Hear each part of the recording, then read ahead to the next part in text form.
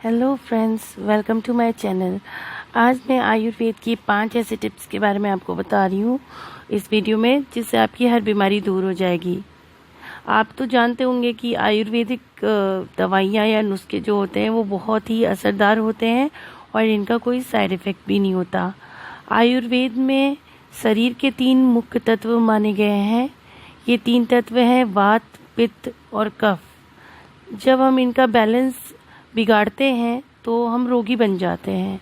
लेकिन इस असंतुलन जो है उसको ठीक करने के लिए आयुर्वेद में ऐसे अनेक नुस्खे मौजूद हैं।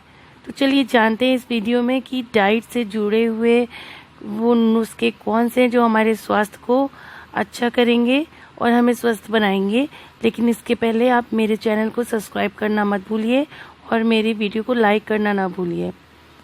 तो फ्रेंड्स, अगर आप जानते हैं, आप इस बात से परेशान हैं कि आपकी लाइफस्टाइल ठीक नहीं है, आप देर रात तक मोबाइल यूज़ कर रहे हैं, आप व्यायाम नहीं कर पा रहे हैं और ना ही कुछ ऐसा आपको सेहतमंद बनाने में मदद हो पा रहा है, आप कर पा रहे हैं। आपकी जीवन शैली और काम की जो व्यस्तता है और जैसे आप जिम जाने का समय नहीं है, तो चिंता करना आप त्याग दें। आप बहुत ही रोज़मर्रा के जीवन में या अपने आहार में छोटे छोटे से बदलाव करके अपनी सेहत को अच्छा बना सकते हैं। तो अगर आप अपनी सेहत के बारे में कुछ अच्छा सोचते हैं और स्वस्थ महसूस करना चाहते हैं तो आपको कुछ ना कुछ तो बदलाव लाना ही पड़ेगा अपने जीवन में और कुछ आयुर्वेदिक टिप्स को फॉलो करना पड़ेगा। आयुर्वेद में शरीर में 3 मुख्य तत्व पाए जाते हैं, जैसे कि मैंने आपको बताया, वात, पित्त और कफ। इनका बैलेंस जो है वो सही करने के लिए हमें बहुत सारी चीज़ें करनी पड़ेंगी, कुछ चेंजेस करना पड़ेगा। जैसे कि आयुर्वेद के अनुसार मीठा कम खाना चाहिए, खासकर रिफाइंड चीनी। आप मीठे के विकल्प में शहद या गुड़ का इस्तेमाल कर सकते हैं।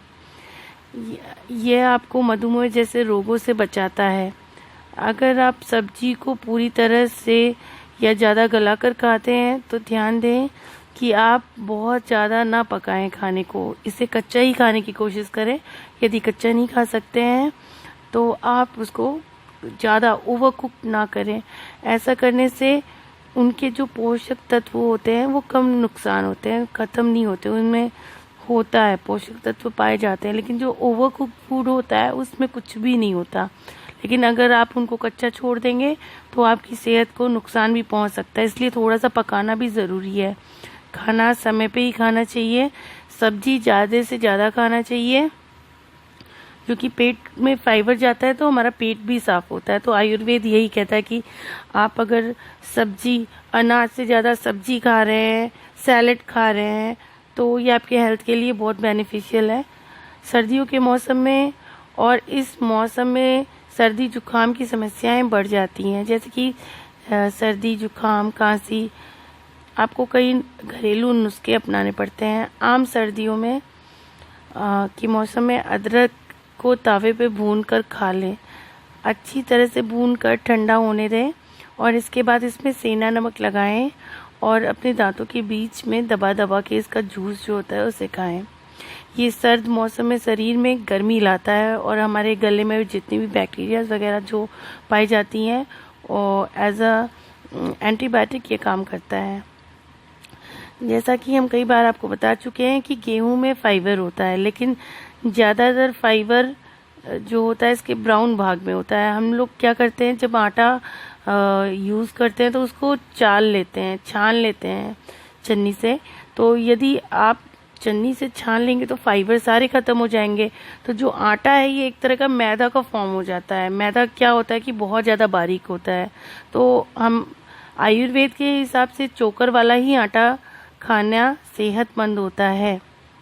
ठंडा खाना खाने से बचें, ये आपके पाचन को प्रभावित करता है, जैसे कि आइसक्रीम, ये सारी चीज़ें आप ना खाएं। फ्रीज का पानी ना पिएं। अगर आपको हेल्दी रहना है तो आप हमेशा गर्म पानी पीजिए। गर्म पानी पीने से हेल्थ हमेशा अच्छा रहता है और जितनी भी टॉक्सिक चीज़ें हमारे पेट के अंदर गई हैं वो निकालने में भी मदद करता है। तो गर्म पानी पीना बहुत हेल्दी होता है। और सबसे पहला काम फ्रेंड्स आयुर्वेद के हिसाब से है कि जब भी आप उठते हैं खाली पेट आप सबसे पहले पानी पीने से पहले 8 से 10 तुलसी के पत्ते को लेके चबा चबा के खा लीजिए। इससे आपको बहुत सारी हेल्थ की जो इश्यूज होती हैं, बीमारियां होती हैं, सर्दी जुकाम नहीं, इम्यूनिटी बूस्ट करता है, मतलब बहुत फ़ायदेमंद होता है। तुलसी का पत्ता आपको सवेरे उठ के चबा चबा के खा के पानी पी लेना है। उसको दांत में नहीं लगे रहने देना है, क्योंकि तुलसी का पत्ता अगर दांत में लगा रहता है तो वो हमारे दांत में नुकसान पहुंचा सकता है।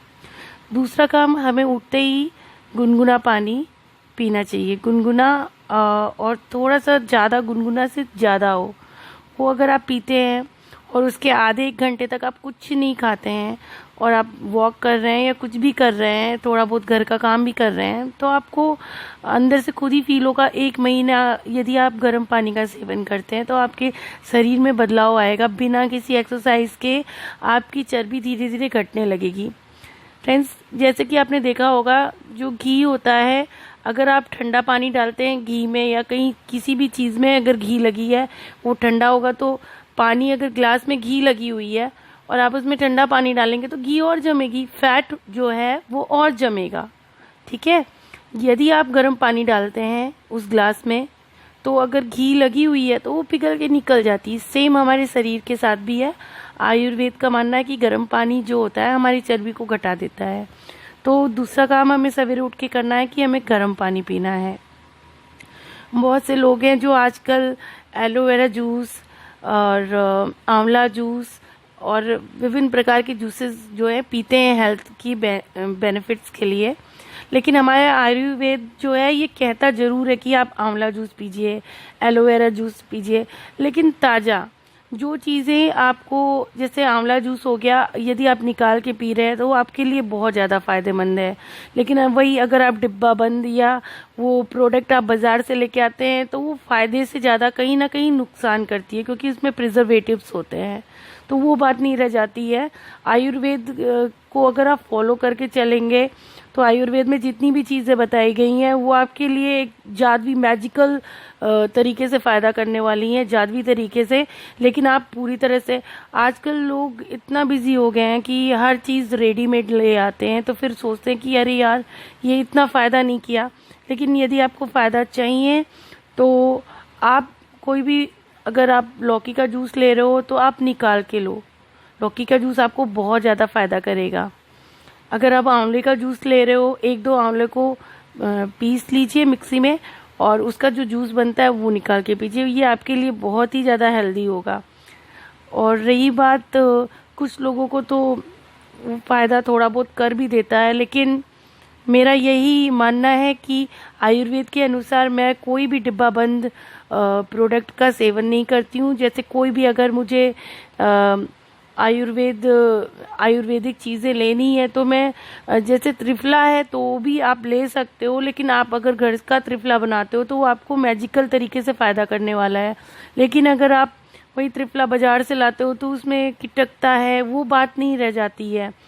लेकिन आपको यदि अपने सेहत की फिक्र है तो आपको खुद से थोड़ी सी मेहनत करनी पड़ेगी। लौकी का जूस बाज़ार का ना लेके आप घर का लौकी का जूस पीजिए। आंवले का जूस आप बाज़ार का डिब्बा बंद ना लेके आप घर में ही निकाल के पीजिए। तो जो प्रिजर्वेटिव का नुकसान जो शरीर में पहुंचता है, पिंपल, दाने, पेट में ऐंठन, ये सारी चीज़ें नहीं होने वाली हैं। और फ़ायदा जहाँ पे आपको वो 10% करने वाला है तो ये आपको 100% फ़ायदा भी करेगा। तो आयुर्वेद के अनुसार आप ताज़ा जूस ही निकाल के पीजिए। तीसरी चीज़ है, आप अपने हेल्थ को कम से कम आधा घंटा तो दीजिए। कुछ ना कुछ शारीरिक परिश्रम करना बहुत आवश्यक होता है। आजकल की जो हम लोग चाहे जितना हेल्दी खाते हैं, नट्स ले लिया, वेजिटेबल्स हेल्दी, इतनी हेल्दी चीज़ें खा रहे हैं, लेकिन इतनी बड़ी बड़ी बीमारियां हो रही हैं लोगों को। क्यों हो रही हैं? क्योंकि आजकल जो फल सब्जियां आती हैं वो जो है उनमें कुछ ना कुछ दवाइयाँ पड़ी होती हैं जो कि हमारे सेहत के लिए बहुत ज़्यादा हानिकारक होती हैं। यदि हम ऑर्गेनिक चीज़ों का सेवन करते हैं तो वो तो बहुत फ़ायदेमंद होता है।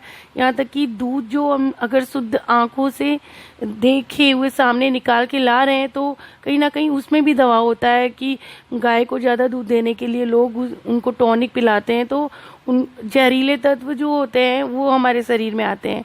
यदि हमें अपने जहरीले तत्व शरीर से निकालना है तो हमें किसी ना किसी प्रकार का परिश्रम करना बहुत आवश्यक है।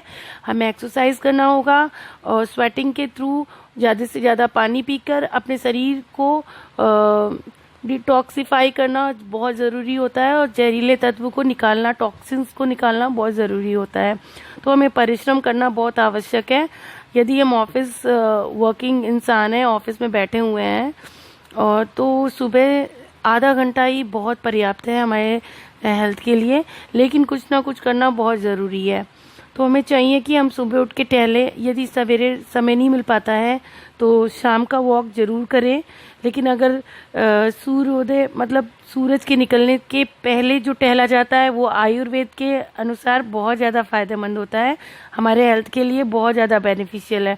तो मेरा यही मानना है और आयुर्वेद में भी यही माना जाता है कि हमें सवेरे उठकर टहलना चाहिए। जो हवा चलती है, जो फ्रेश एयर मॉर्निंग में मिलता है, उतना फ़ायदा हमें शाम की वॉक पे नहीं मिलता। लेकिन यदि आपके पास समय नहीं है तो आप शाम का वॉक भी कर सकते हो, लेकिन आपको परिश्रम करना बहुत ज़रूरी है। चाहे तो वो एक्सरसाइज हो या कुछ भी हो, आपको करना है और साथ ही साथ आपको अच्छी चीज़ें फॉलो करनी है। थैंक्स। यदि आपको मेरा ये वीडियो अच्छा लगता है तो प्लीज़ इसे लाइक करना ना भूलें। इसको देखने के लिए बहुत बहुत धन्यवाद। Hello friends, welcome to my channel.